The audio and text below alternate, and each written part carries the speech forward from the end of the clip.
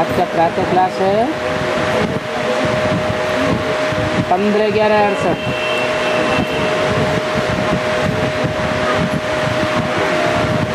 बाप बैठ बच्चों को समझाते हैं और हैं तो ये दोनों बाप।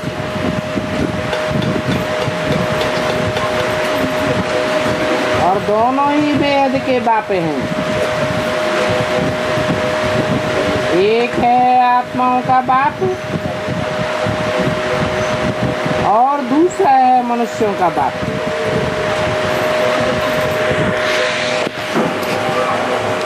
एक को रूहानी कहेंगे,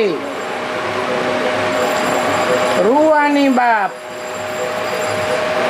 और दूसरे को जिस्मानी कहेंगे, जिस्मानी मनुष्यों का बाप। परंतु अभी शरीर तो दोनों का एक ही है। तो ऐसे समझो जैसे कि दोनों बाप समझाते हैं, भले एक समझाते हैं और दूसरा समझते हैं। कौन समझाते हैं? रूहानी बाप समझाते हैं और जिस्मानी बाप समझते हैं।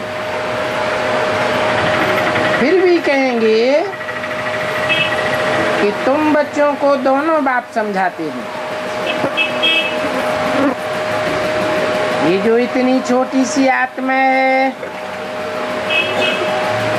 उन पर कितना मैल चढ़ा हुआ है।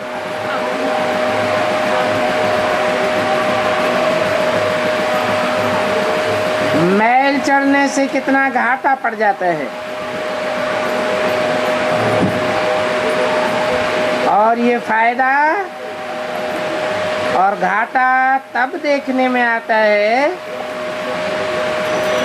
जबकि शरीर के साथ है।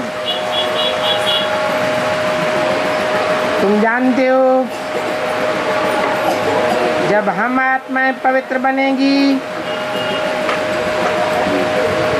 तो हमको भी इन लक्ष्मी नारायण जैसा पवित्र शरीर मिलेगा। अभी तो आत्मा में कितना मैल चढ़ा हुआ है।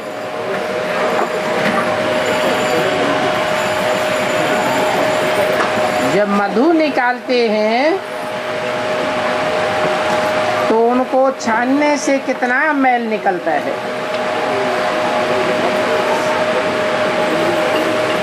फिर शुद्ध मधु अलग हो जाता है। तो ये आत्मा भी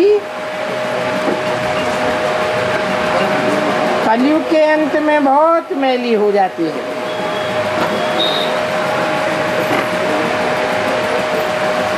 तो आत्मा को ही कहा जाता है डर्टी बूट। पहले आत्मा ही कंचन थी, बिल्कुल प्योर थी, और शरीर भी ऐसा सुंदर था।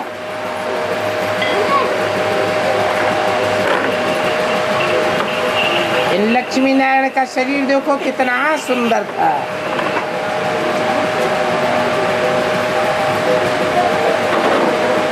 अभी मनुष्य तो शरीर को ही पूजते हैं। उन भक्तों को कोई आत्मा थोड़ी दिखाई पड़ती है।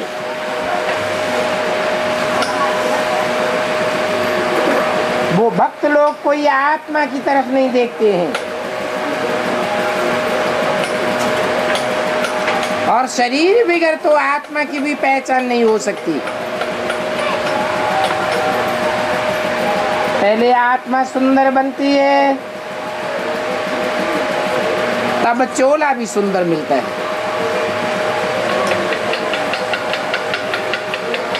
तुम भी अभी ये लक्ष्मी नारायण जैसा बनना चाहते हो तो तुम्हारी आत्मा कितनी सुंदर होनी चाहिए। आत्मा को ही तमो प्रधान और सतो प्रधान कहा जाता है। अभी तमो प्रधान आत्मा में फुल किचड़ा भरा हुआ है।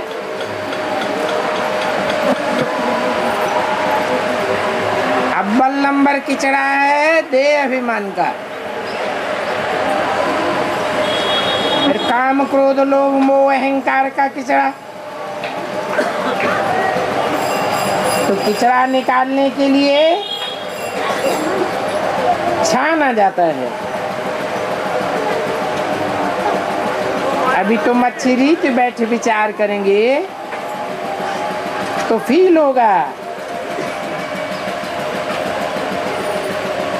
कि आत्मा में बहुत किचड़ा भरा हुआ है।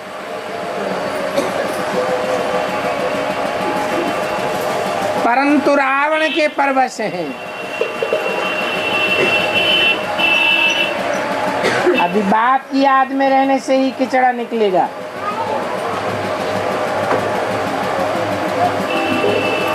और किचड़ा निकलने में भी टाइम लगता है।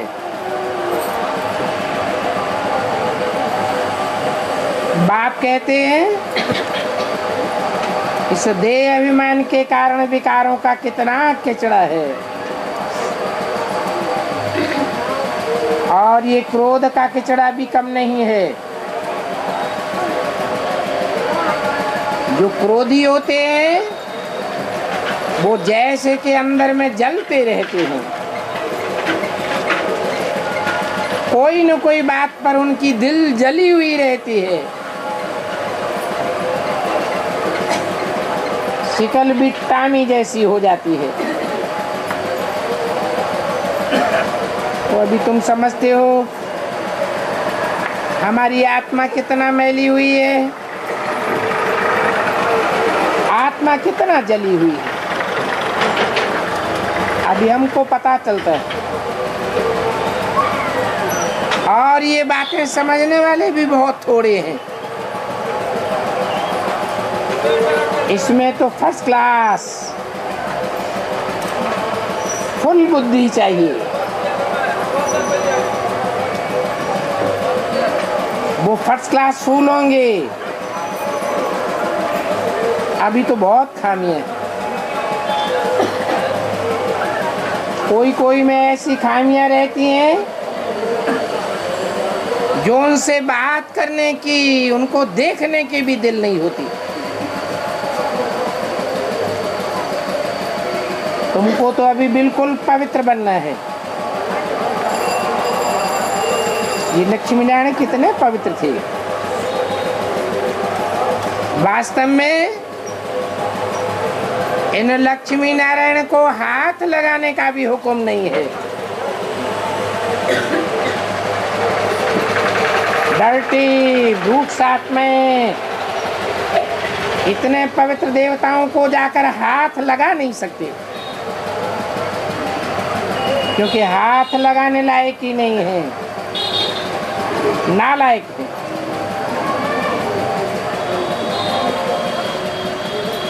और शिव को तो हाथ लगाने की दरकार ही नहीं।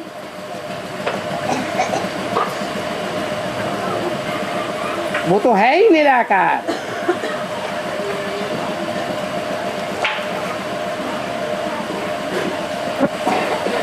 उनको हाथ लग नहीं सकता।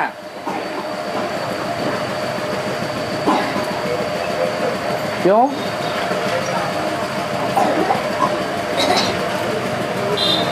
शिव साकार शरीर में नहीं आते क्या है? आते हैं या नहीं आते हैं? आते तो हैं। फिर उनको हाथ क्यों नहीं लगाया जा सकता?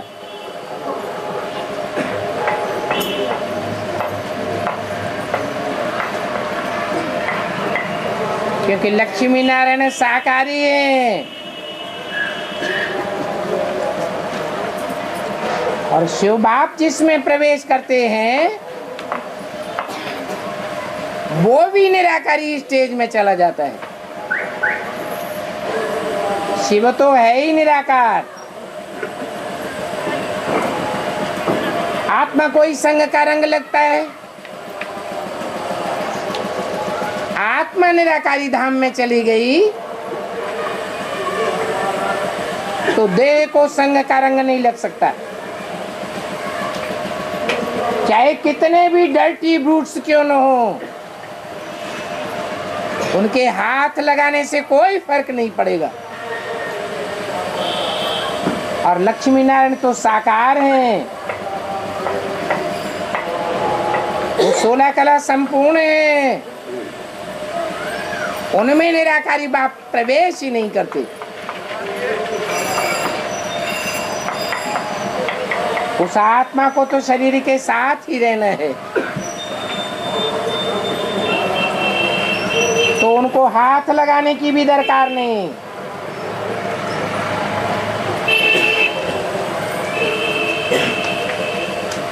इसलिए बताया कि नारायण को हाथ लग सकता है, लेकिन शिव को हाथ नहीं लग सकता।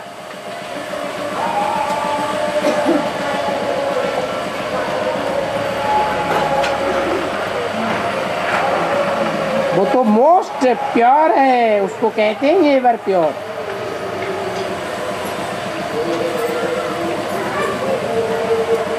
बल उनकी प्रतिमा बड़ी रख दी है, क्योंकि इतनी छोटी बिंदी उनको तो कोई हाथ लगा न सके,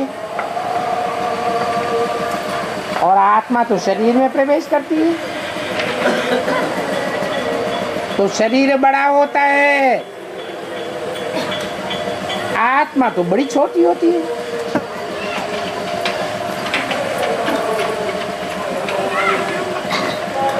और ये तो है ही कीचड़ की दुनिया। आत्मा में कितना कीचड़ा भरा हुआ है। अभी तुम तो पवित्र बन रहे हो,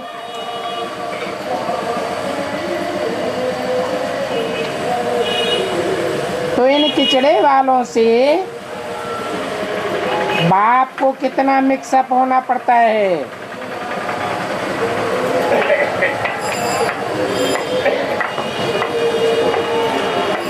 नारायण तो मिक्सअप नहीं होंगे,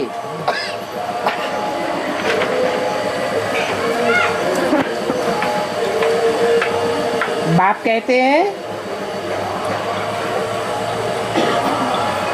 जो बहुत कीचड़े वाले हैं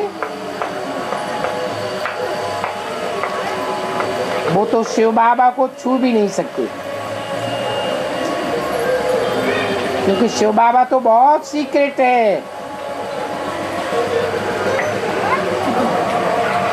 एवर प्योर है।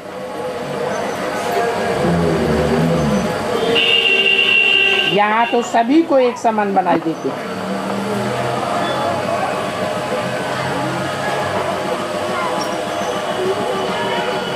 सर्वव्यापी बनाई दिया,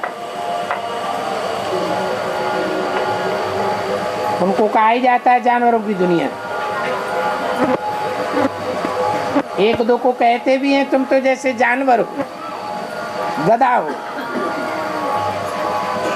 तुम मकना हाथी हो, परंतु सतयुग में तो ऐसी बातें नहीं होती हैं। अभी तुम फील करते हो हमारी आत्मा में बड़ी मैल चढ़ी हुई है। आत्मा लायक नहीं है जो बाप को याद कर सके।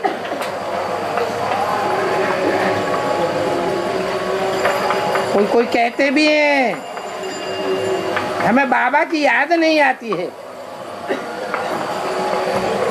अरे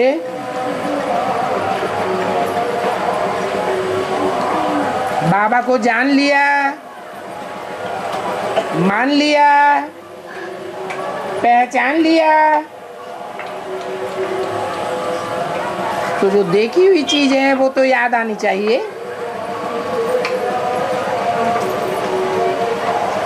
परंतु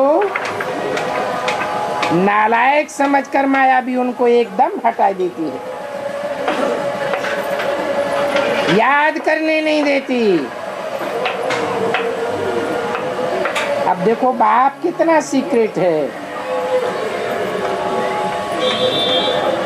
और तुम आत्मा में बाप के द्वारा क्या से क्या बन जाती हो। अभी बाप बैठ समझाते हैं, तुमने मुझे बुलाया ही है आत्मा को शुद्ध बनाने के लिए।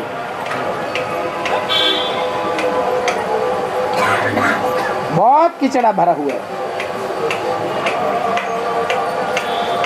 चलन ही देख करके नफरत आती है। समझते हैं ये कीचड़ा तो कब शुद्ध हो नहीं सकेगा, असंभव है। परंतु ये बगीचा है ना, बगीचे में भी कोई सभी फर्स्ट क्लास फूल थोड़े ही होते हैं। सब फूल नंबरवार होते हैं। बाप तो बागवान है। आत्मा कितनी पवित्र बनती है, फिर कितनी मैली एकदम कांटा बन जाती है।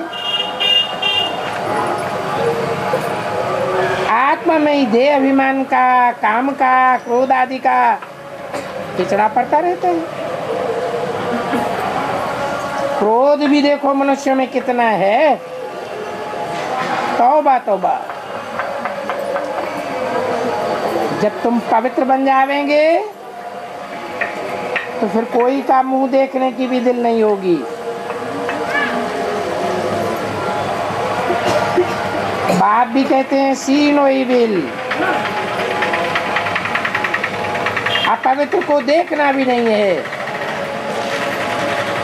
नहीं तो संग का रंग लग जाएगा।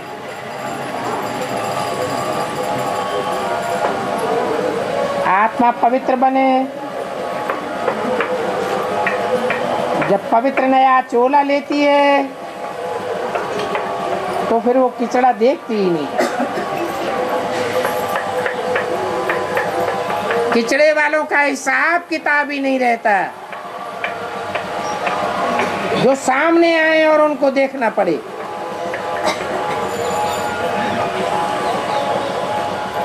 पवित्र आत्मा के लिए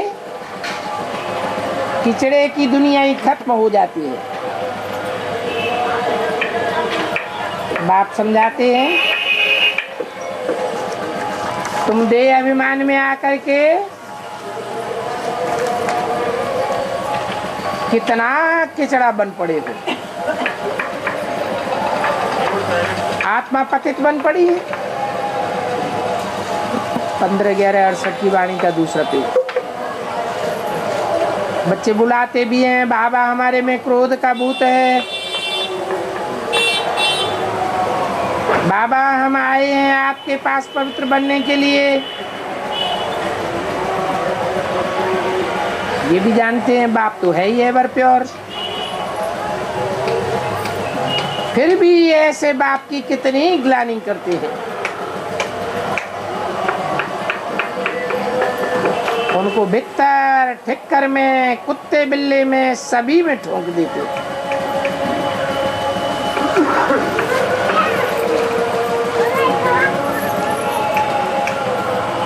जो सदाशिव है, सदैव ऊंचे ते ऊंचा है, उसको नीच ते नीच में ले जाते हैं।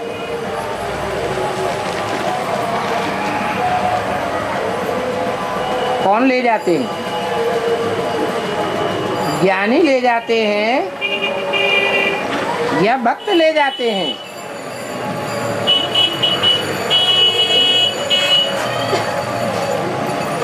ज्ञानी तो जानते हैं बाप ऊंचे ते ऊंचा है। ऊंचते ऊंच बाप जरूर ऊंचते ऊंच में प्रवेश करेगा।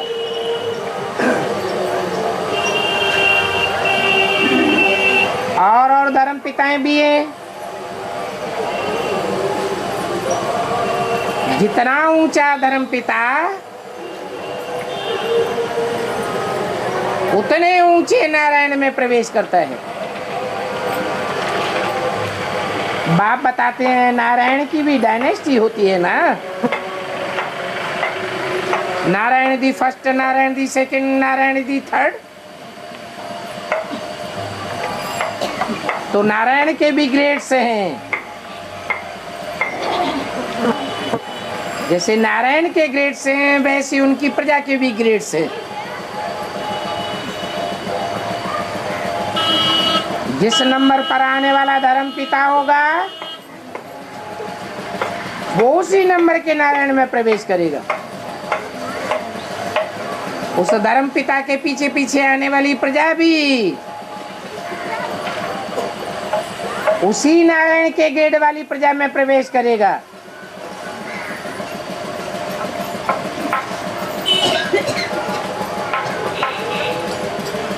ये तुम बच्चों के समझने की बातें हैं।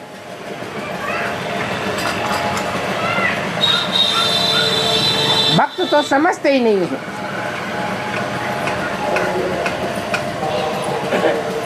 तो बाप कहते हैं मैं तो ऊंचते ऊंचे हूं,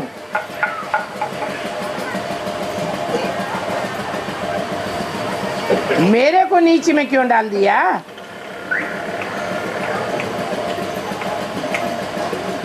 दुनिया में ज्ञानियों की संख्या ज्यादा है या भक्तों की संख्या ज्यादा है?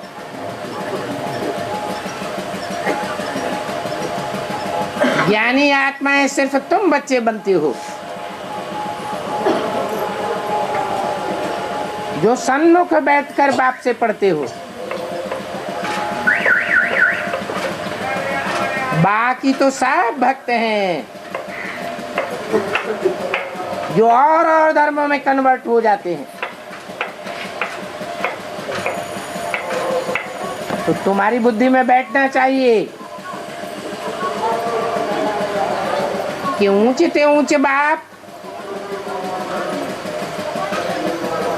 जरूर ऊंचे ऊंचे पाठधारी में आता होगा। हाँ, भक्त बुद्धि उस ऊंचे ऊंचे बाप को नहीं पहचान पाते। तो कहा जाता है कोई राम के भक्त हैं, कोई रहीम के भक्त हैं, कोई कृष्ण के भक्त बन जाते हैं। वास्तव में ये देहधारी हैं, देहधारियों को पकड़ लेते हैं। उन देहधारियों से बुद्धि योग जुट जाता है।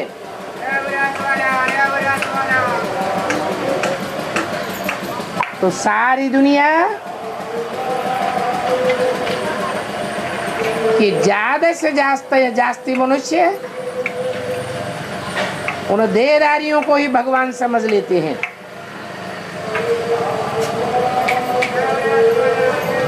इसलिए भगवान को सर्वव्यापी समझ लिया है।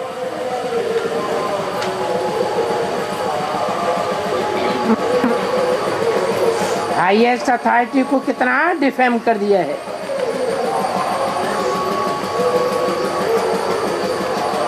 अपन पर भी बड़ी नफरत आती है। पहले हम क्या थे, अब क्या बन गए। ये बातें तुम बच्चे ही समझते हो। और कोई सत्संग व यूनिवर्सिटी में कहाँ भी ऐसी अहम ऑब्जेक्ट कोई भी समझा ही नहीं सकते। अभी तुम बच्चे समझते हो हमारी आत्मा में कैसे किचड़ा भरता है।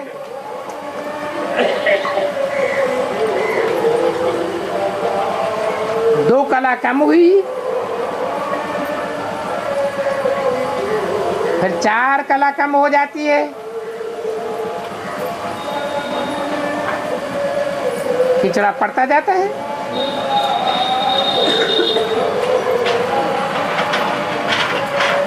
कौन सा किचड़ा पड़ता है?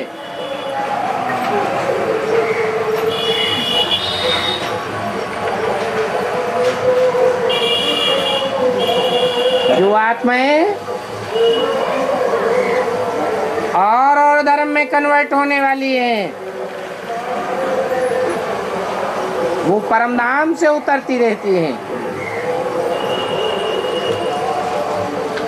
वो कच्ची कमजोर आत्माओं का किचड़ा पड़ता है, संग का रंग का। किचड़ा पढ़ते पढ़ते एकदम तमो प्रधान जाकर बनते।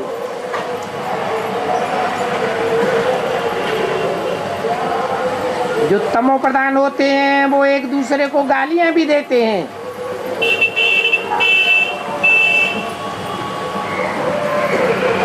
कोई लोभ में, कोई क्रोध में, कोई मोह में जल मरते हैं।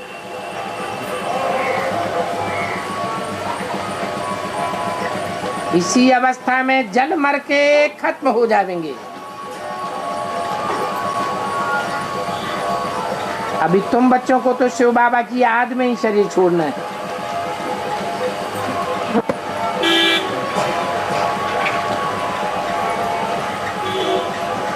तुम्हारी बुद्धि रूपी आत्मा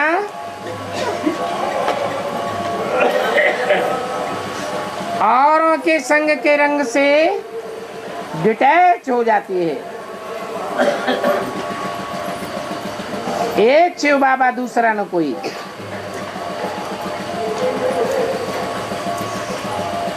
ऐसा तुमको शिव बाबा ही बनाते हैं। लक्ष्मी नारायण को भी ऐसा बाप नहीं बनाया।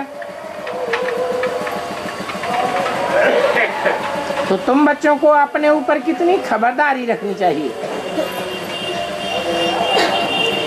फिर भी तूफान तो बहुत आवेंगे और ये माया के तूफान तो आते ही रहते हैं। और कोई तूफान नहीं है। जैसे शास्त्रों में कहानियां लिख दी हैं, हनुमान की कहानी लिख दी है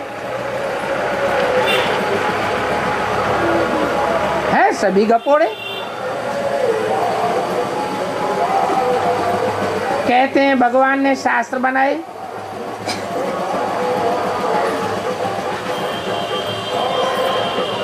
अरे भगवान कोई बैठ शास्त्र थोड़े ही बनाते हैं। भगवान तो सभी वेदों शास्त्रों का सार सुनाते हैं।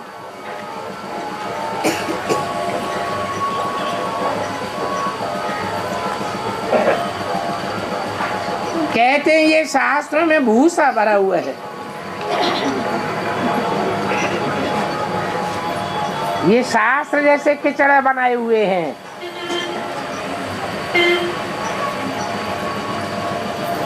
इस किचड़े में से भी सार निकाल कर तुमको देता हूं। इस किचड़े को पढ़ते पढ़ते तुम्हारी दुर्गति हुई है।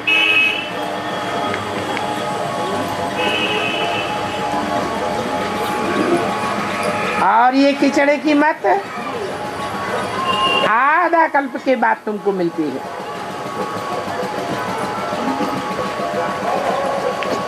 भगवान ने तो तुम्हारी सदगति की थी।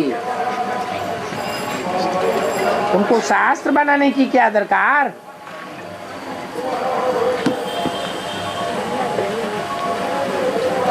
वास्तव में व्यास जिसको भगवान कहते हैं उसने शास्त्र बनाए हैं। तो ये दुर्गति हुई है।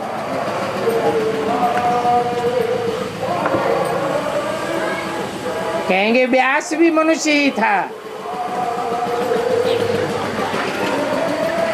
देवता भी नहीं था।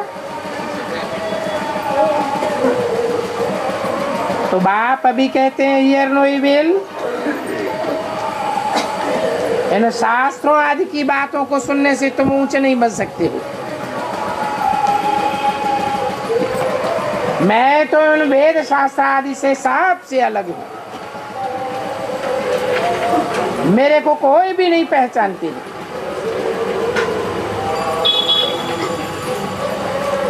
तुम्हारे में भी कोई कोई ऐसे फूल हैं जो बाप के देखने लायक हैं।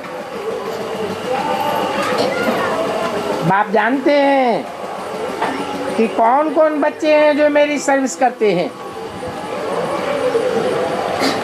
अर्थात कल्याणकारी बन औरों का भी कल्याण करते हैं।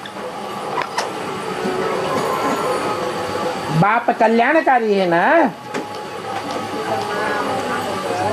तो कल्याणकारी बाप से के बच्चे भी कल्याणकारी होनी चाहिए। वो ही बच्चे दिल पर चढ़ते हैं। कई तो ऐसे हैं जिनको सर्विस का पता ही नहीं है, तो डिस सर्विस ही करती रहती हैं। ऐसों को तो बाप जैसे देखते हुए भी नहीं देखते। इन डर्टी को क्या देखेंगे? इसलिए अभी बाप कहते हैं ये सारा किचड़ा निकालते जाओ। ज्ञान तो मिला है कि आत्मा में ही सारा कचरा भरा हुआ है। मुख्य है देह अभिमान का किचड़ा, तो अपन को आत्मा समझेंगे तो किचड़ा आपे ही निकलता जाएगा। आत्मा समझो और बाप को याद करो, बल आत्मा शुद्ध बनती जाती है। शरीर तो फिर भी डर्टी है ना। जिनकी आत्मा शुद्ध हो जाती है उनकी एक्टिविटी में रात दिन का फर्क पड़ता जाता है।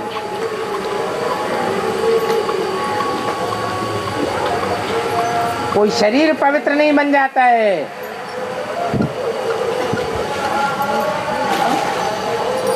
इसलिए बाप कहते हैं शरीर तो सड़ते जावेंगे,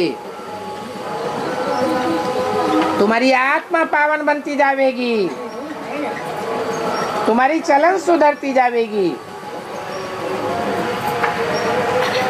तुम्हारी एक्टिविटी श्रेष्ठ से श्रेष्ठ बन जाएगी। शरीर तो तब सुधरेंगे जब तुम योग बल से प्रकृति के 5 तत्वों को भी सतो प्रधान बनावेंगे। जब तक प्रकृति के 5 तत्वों को सतो प्रधान नहीं बनाया है याद के वाइब्रेशन से, तब तक तुम्हारा शरीर भी पवित्र नहीं बन सकता। हाँ, चलन से मालूम पड़ जाता है इनकी आत्मा में सुधार आया है। बाबा कोई का नाम नहीं लेते हैं कि और ही कहीं बदतर न बन जाएं। फिर भी तुम अभी एक दूसरे का फर्क देख सकते हो। तुम क्या थे, फिर क्या बनना है। तो तुम बच्चों को श्रीमत पर चलना चाहिए। अंदर में जो गंध भरा हुआ है, गंदे संकल्प भरे हुए हैं, उनको निकालते रहना है। कोई कोई बहुत डर्टी बच्चे होते हैं, उनसे बाप भी तंग आ जाते हैं। कहते हैं ऐसा बच्चा तो न होता तो अच्छा होता।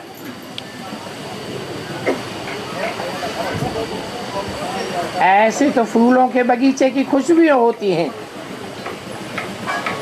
परंतु ड्रामा अनुसार कीचड़ा भी है।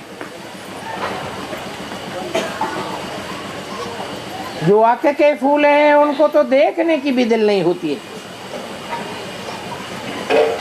परंतु बगीचे में जावेंगे तो नजर तो सबके ऊपर पड़ेगी ना। आत्मा कहेगी ये फलाना फूल है। खुशबू भी अच्छे फूलों की लेंगे। बाप भी देखते हैं इनकी आत्मा कितना याद की यात्रा में रहती है, कितना पवित्र बनी है, और कितना फिर औरों को भी आप समान बनाते हैं, कितना ज्ञान सुनाते हैं। मूल बात है मन मना भक्ति। बाप कहते हैं मुझे याद करेंगे तो तुम पवित्र फूल बन जाओगे। ये लक्ष्मी नारायण कितने पवित्र फूल हैं, परंतु इनसे भी ज्यादा शिव बाबा सीक्रेट है।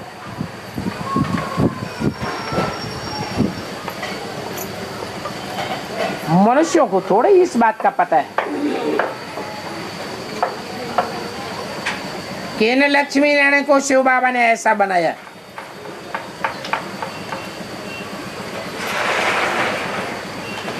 तुम जानते हो कि शिव बाबा ने ही इनको ऐसा बनाया है।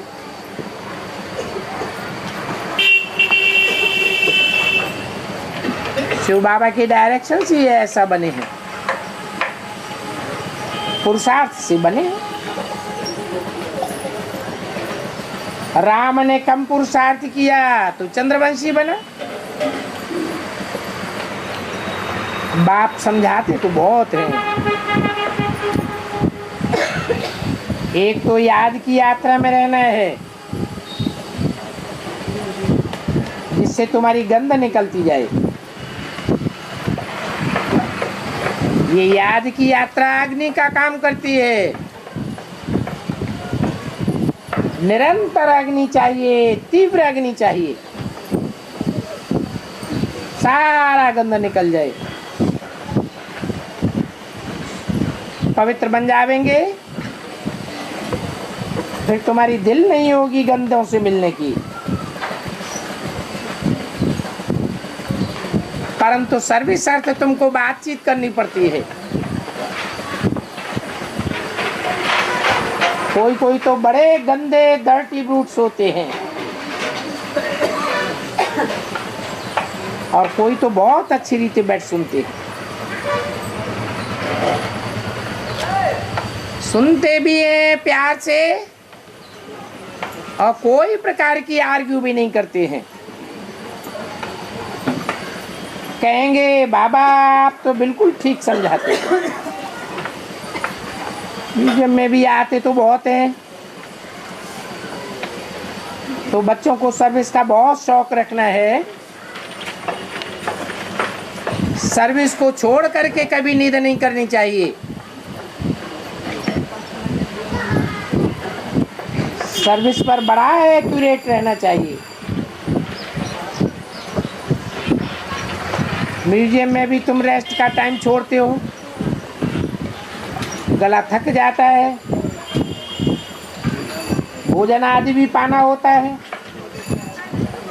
परंतु फिर भी अंदर में दिन रात उछाल आनी चाहिए। कोई आए तो उनको हम रास्ता बतावें।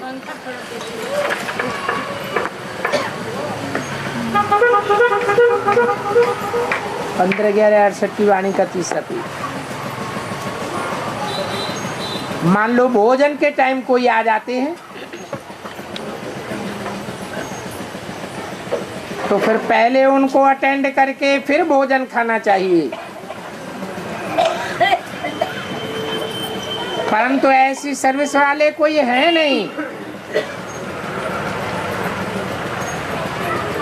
जो हेड्स बन करके बैठते हैं उनमें तो बड़ा देह अभिमान आ जाता है। कितना आराम पसंद बन जाते हैं। बाप तो कहते हैं मैं तुम बच्चों का ओबीडेंट सर्वेंट बन करके आया और बच्चे आराम पसंद बन जाते हैं। इतने आराम पसंद बन जाते हैं कि चाय भी खटिया पर बैठे बैठे लेवेंगे, कपड़ा भी उनको कोई पहनावे, सफाई करके देवे। ऐसे नवाबी बन जाती हैं।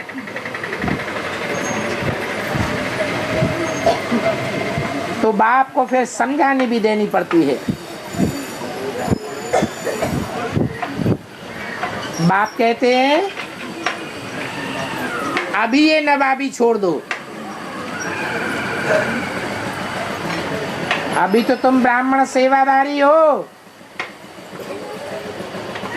ब्राह्मणों की राजाई नहीं होती है।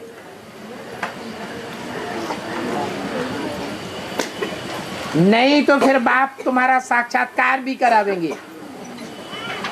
देखो अपना पद। दे अभिमान का कोलारा आप ही अपने पांव पर तुमने लगाया है। ऐसे बहुत बच्चे हैं जो बात बात में शिव बाबा से भी रीस करते हैं।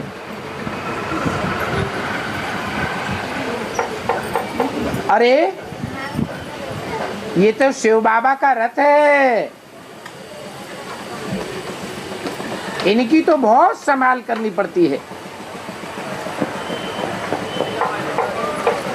इस रथ को तो बहुत तंदुरुस्त रखना पड़ता है।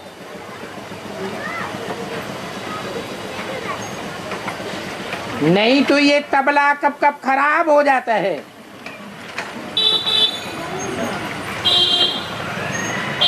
तो तुम्हारा ही घाटा पड़ जाएगा। इनसे थोड़े ही रीस करनी है।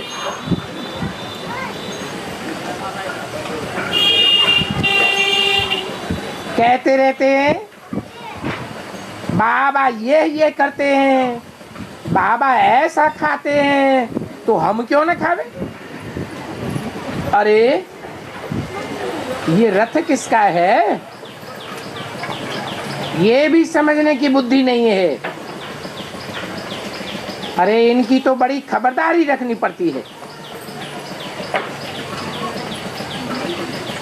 कुछ नीचे ऊपर बेकायदे चीज खा लेते हैं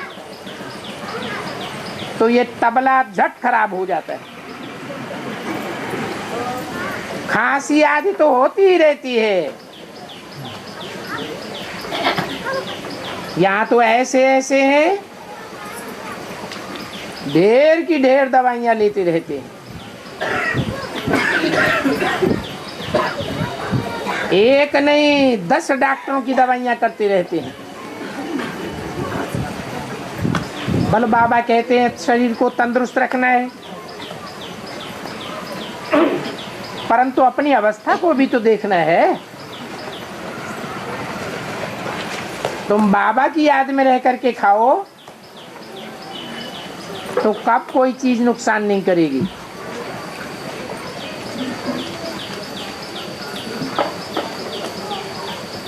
तुम्हारी याद से ही सारी ताकत भर जाएगी। तुम्हारा भोजन बड़ा शुद्ध हो जाएगा। परंतु बच्चों की वो अवस्था नहीं बनती है। बाबा तो कहते हैं ब्राह्मणों का बनाया हुआ भोजन उत्तम से उत्तम है, परंतु भोजन भी तब उत्तम है जब याद की यात्रा में रह करके बनाया जाए। याद में रहकर बनाने से उनको भी फायदा होगा और खाने वाले को भी फायदा होगा। परंतु देखा जाता है अक समान दुर्गंध छोड़ने वाले बच्चे भी बहुत हैं। गंदे गंदे संकल्प ही करते रहेंगे। वो बेचारे क्या पद पावेंगे। बाबा को तो इनके ऊपर बड़ा रहम पड़ता है। समझते हैं सुरमंडल के साज को दे अभिमानी सांढे क्या जाने। ऐसे सांढे फेल हो जाएंगे। इसलिए बाबा कहते हैं कि दास दासियां बनने से फिर भी साहूकार बनना अच्छा है।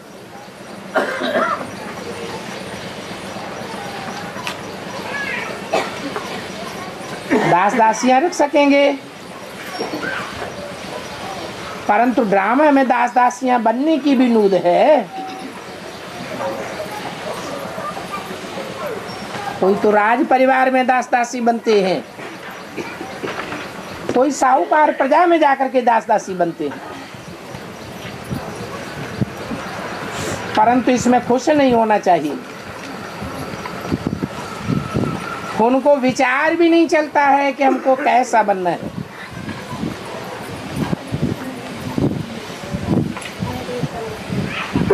बनना तो ऐसा लक्ष्मी नारायण जैसा चाहिए, परंतु वही आसुरी चलन, वही आसुरी खान पान चलता चला आता है। बाप तो कहते हैं निरंतर मुझे एक को याद करो, सिमर सिमर सुख पाओ। भक्तों ने फिर सुमिरण माला बैठ बनाई है। वो भक्तों का काम है। बाप तो सिर्फ कहते हैं अपन को आत्मा समझ बाप को याद करो, बस। बाकी कोई भी जाप आदि करने की दरकार नहीं है, न माला फेरने की दरकार है। बाप को जान लिया, अब उनको याद करना है। मुख से बाबा बाबा भी नहीं कहना है।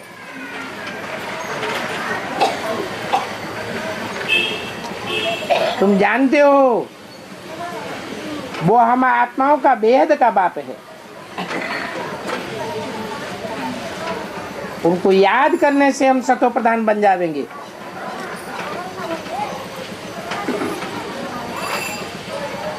अर्थात हम आत्मा कंचन बन जाएंगे। कितना सहज बात बताते हैं, परंतु ये युद्ध का मैदान है। यहाँ तुम्हारी है ही माया से लड़ाई। वो घड़ी घड़ी तुम्हारा बुद्धि योग तोड़ देती है।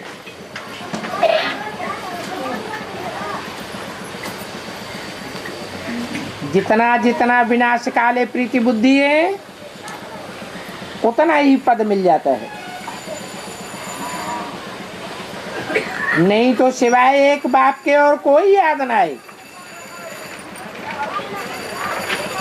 कल पहले भी ऐसे निकले हैं जो विजयमाला के दाने बने हैं। तुम जो ब्राह्मण कुल के हो, ऐसे ब्राह्मणों की ही रुद्रमाला बनती है।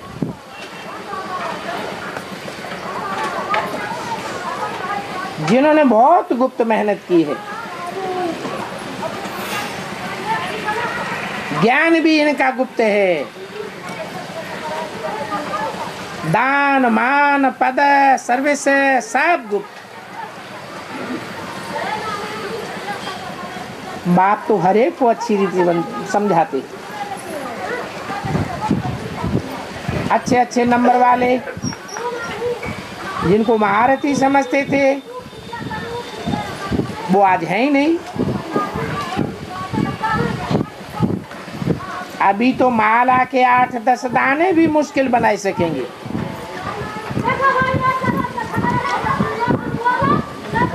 क्योंकि देह अभिमान बहुत है।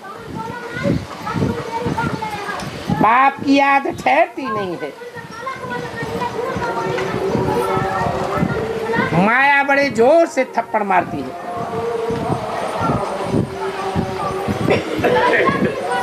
बहुत थोड़े हैं जिनकी माला बन सकेगी।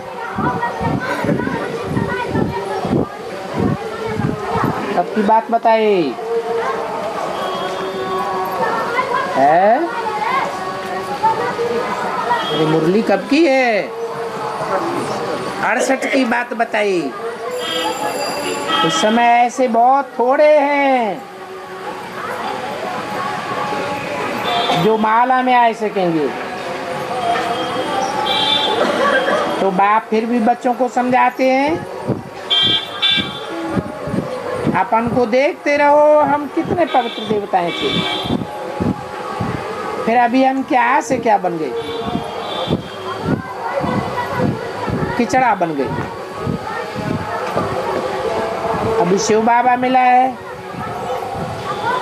तो उनकी मत पर चलना चाहिए। कोई भी देहधारी को याद नहीं करना है,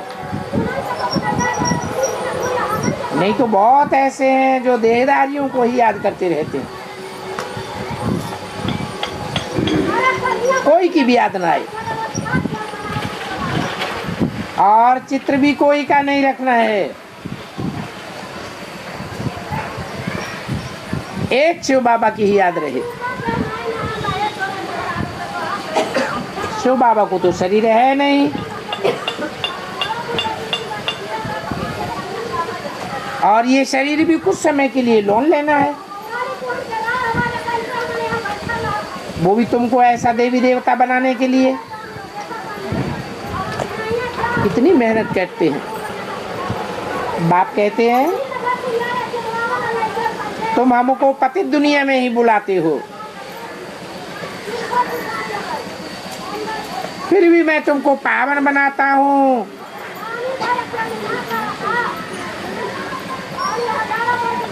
और तुम फिर भी मुझे पावन दुनिया में नहीं बुलाते। वहां आकर मैं क्या करूंगा? उनकी तो सर्विस ही है पतितों को पावन बनाने की। तो पावन दुनिया में तो कोई पतित होते नहीं है, तो पतित दुनिया में ही आना पड़ता है। बाप जानते हैं इस पतित दुनिया में एकदम जल करके काले कोयले बन गए। तो विकार में गिरते हैं तो एकदम काला मुंह कर देते हैं।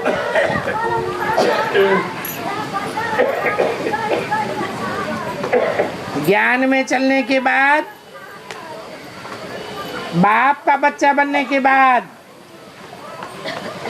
अगर ऐसे गिरते हैं तो दंड भी 100 गुना पड़ जाता है। अच्छा, रूहानी बच्चों को याद प्यार गुड मॉर्निंग और नमस्ते। ओम शांति।